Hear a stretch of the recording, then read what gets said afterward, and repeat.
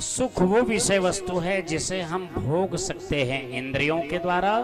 आनंद वो विषय वस्तु है जिसे अनुभव कर सकते हैं आत्मा के द्वारा। ध्यान रखना, आनंद आनुभविक विषय वस्तु है और सुख इंद्रिय जन्य विषय वस्तु है।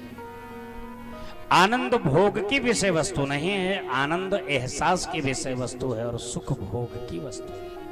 भगवान सुख के राशि हैं और आनंद के सागर हैं।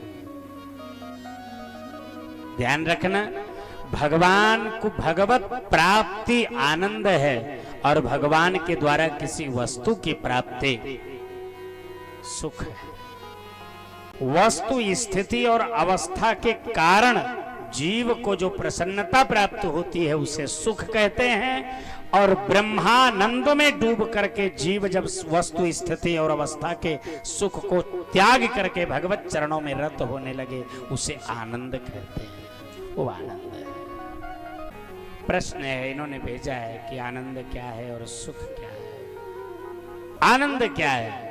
बोले आनंद है भगवत चरणारविंदों की प्राप्ति।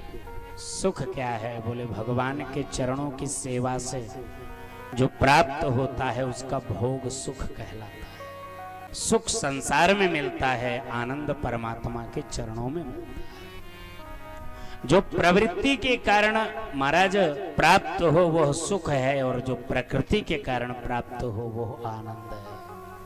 आनंद वो है जो भगवत दर्शन के अभिलाषा के लिए निरंतर व्याकुल रहे।